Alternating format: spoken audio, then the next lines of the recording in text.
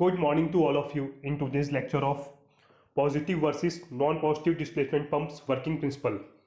आज बेसिकली हम ये समझेंगे कि पॉजिटिव और नॉन पॉजिटिव डिस्प्लेसमेंट पंप्स के बीच में क्या डिफरेंसेस होते हैं और कौन सा क्राइटेरिया होता है जिसके बेस पे बेसिकली हम इनको सेलेक्ट करते हैं। मेरा जो लेक्चर है इसके पीडीएफ का लिंक मैं डिस्क्रिप्शन बॉक्स में डाल दूंगा, जिसको भी ये डाउनलोड करना है वहाँ पे जाके इसलिए डाउनलोड कर सकता है। सबसे पहले हम बात करते हैं नॉन पॉजिटिव डिस्प्लेसमेंट पंप्स की। इनको बेसिकली हम दो तरीके से क्लासीफाई करते हैं, एक होता है आपका सेंट्रीफ्यूगल पंप और एक होता है आपका specially design pumps. Specially design pumps के बारे में मैं ज़्यादा बात नहीं कर रहा हूँ, तो बेसिकली मेरा जो मेन कॉन्सेप्ट रहेगा वो नॉन पॉजिटिव डिस्प्लेसमेंट पंप्स मतलब हो गया आपका सेंट्रीफ्यूगल पंप्स। सेंट्रीफ्यूगल पंप्स आप मैक्सिमम लोगों ने हैंडल किए होंगे। इसके केस में आपका एक केसिंग रहता है जहाँ पे इंपेलर होता है, इनलेट और आउटलेट लाइन्स रहती हैं। इंपेलर को आप एक्सटर्नल पावर की हेल्प से हाई वेलोसिटी पे रोटेट करते हैं, जिसकी वजह से एक लो वैक्यूम का जोन क्रिएट होता है और फ्लूइड वहाँ पे सक होता है, और ये सेंट्रीफ्यूगल एक्शन की वजह से जो मैकेनिकल फोर्स होती है उसकी हेल्प से लिक्विड को एक हायर लेवल पे ट्रांसफर किया जाता है। अब अगर हम बात करते हैं पॉजिटिव डिस्प्लेसमेंट पंप्स की, तो पॉजिटिव डिस्प्लेसमेंट पंप्स को बेसिकली हम दो तरीके से क्लासीफाई करते हैं। एक होता है आपका रेसिप्रोकेटिंग पंप्स और एक होता है आपका रोटेटरी पंप्स।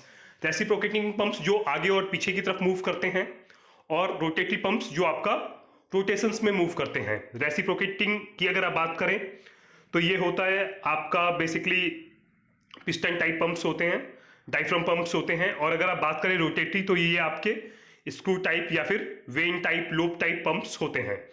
अगर हम बेसिक वर्किंग प्रिंसिपल की बात करते हैं तो याद रखिएगा कि पॉजिटिव डिस्प्लेसमेंट पंप्स के केस में एक चैम्बर होता है, जिस चैम्बर के अंदर आइदर आपके जो रोटेटरी पार्ट्स हैं, गियर लोब्स, ये रोटेट करते हैं, या फिर आपका पिस्टन आगे पीछे मूव करता रहता है, और इसके मूवमेंट की वजह से एक लो प्रेशर का जोन क्रिएट होता है, जिसके अंदर लिक्विड को बेसिकली ट्रैप कर लिया जाता है। और ये जो गियर्स हैं या फिर ये जो आपके पिस्टन्स हो गए, इसके मूवमेंट की वजह से आपका इनलेट वाला पार्ट क्लोज हो जाता है, और जो भी फ्लूइड अंदर ट्रैप किया गया है उसको एक हायर लोकेशन पे आपका डिस्चार्ज कर दिया जाता है।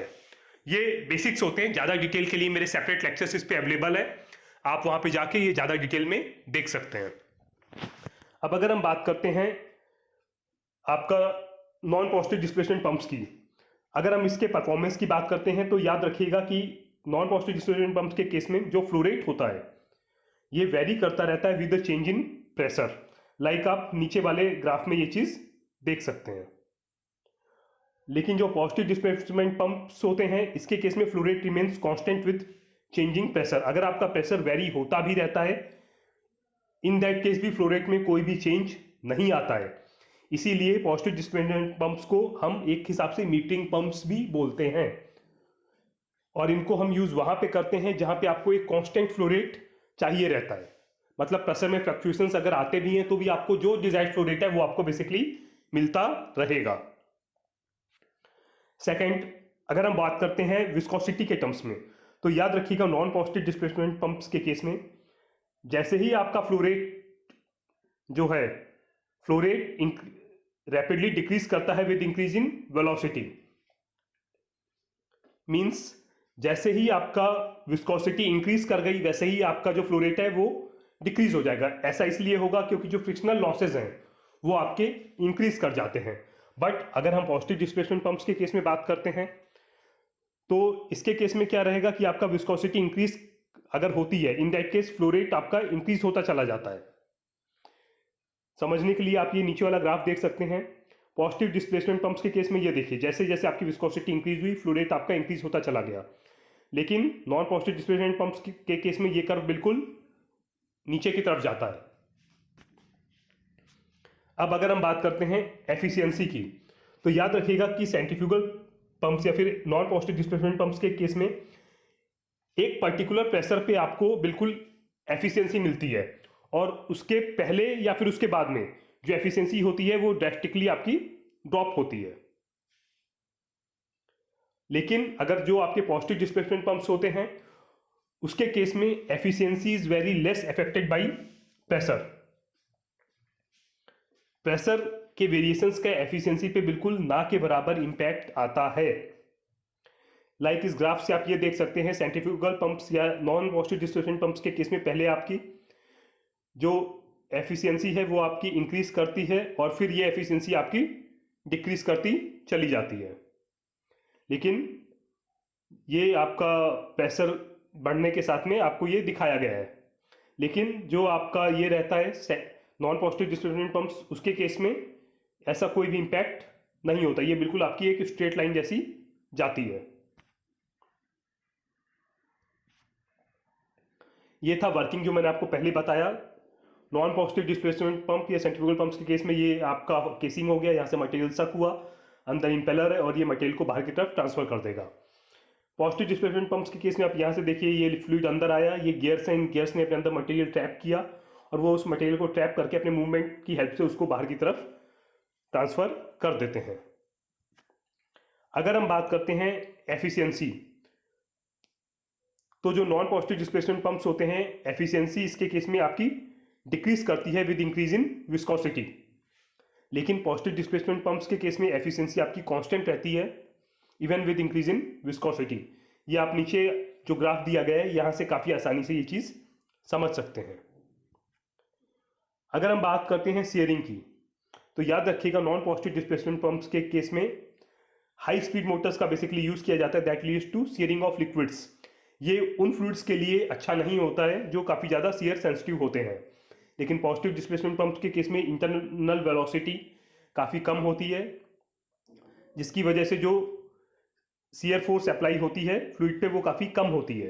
तो ये उन फ्लूइड्स के केस में काफ़ी ज़्यादा अच्छा माना जाता है जो आपके सीयर सेंसिटिव होते हैं।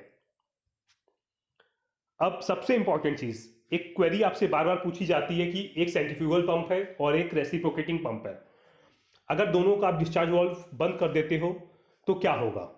ये इंटरव्यूज का सबसे इंपॉर्टेंट क्वेश्चन होता है। तो याद रखिएगा कि जो आपके नॉन पॉजिटिव डिस्प्लेसमेंट पंप्स होते हैं उनके केस में अगर आपने डिस्चार्ज वाल्व बंद भी कर दिया है तो थोड़े टाइम में कोई भी इंपैक्ट आने वाला नहीं है, बिकॉज आपका जो इंपेलर है वो आपका रोटेट करता रहेगा और अगर कॉन्टिन्यूस उसको डिस्चार्ज नहीं मिल रहा है, इन दैट केस क्या है, जो भी लिक्विड वहाँ पे प्रेजेंट है वो लिक्विड आपका हीटअप होने लगेगा और अगर काफ़ी लॉन्ग पीरियड तक ऐसी एक्टिविटी हुई, इन दैट केस आपका जो इंपेलर है वो इंपेलर आपका बर्न हो सकता है।